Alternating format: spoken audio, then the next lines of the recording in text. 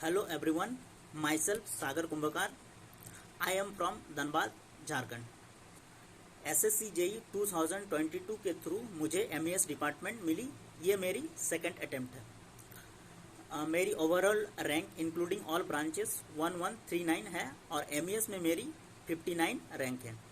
मैं अपना बीटेक 2020 में बीआईटी सिंदरी कॉलेज से कंप्लीट किया।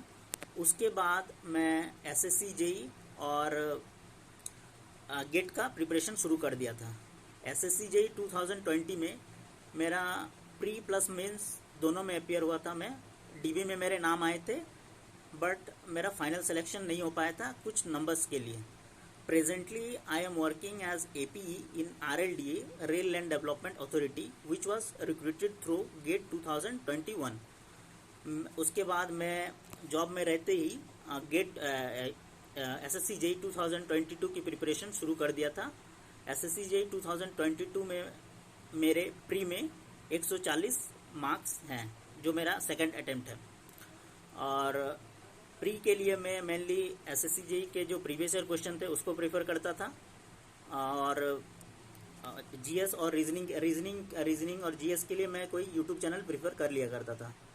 उसके बाद मेंस के लिए एसएससी जेई 2022 के मेंस के लिए मैं एसएससी जेई के जो प्रीवियस ईयर क्वेश्चन थे, जो मैं ऑलरेडी 2020 में 3-4 बार लगा चुका था, तो वो फिर से प्रैक्टिस किया। प्लस ईएससी के कुछ सेलेक्टेड क्वेश्चन जो थे वो मैं प्रैक्टिस करते रहता था।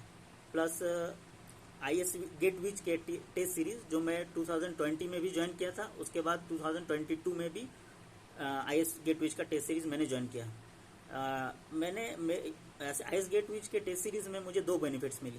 पहला बेनिफिट्स मेरे लिए ये था कि जॉब में रहते हुए मुझे लिमिटेड टाइम मिलती थी प्रिपरेशन के लिए, और वो बेनिफिट्स ये था कि सर का टेस्ट में मेरे टाइम के अकॉर्डिंगली मुझे जो टाइम मिलता था मैं वो टेस्ट अपियर कर सकता था।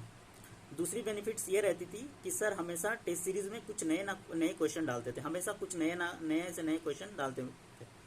तो इससे क्या होता था कि एसएससी 2022 में भी इस बार कुछ नए क्वेश्चन देखने को मिले।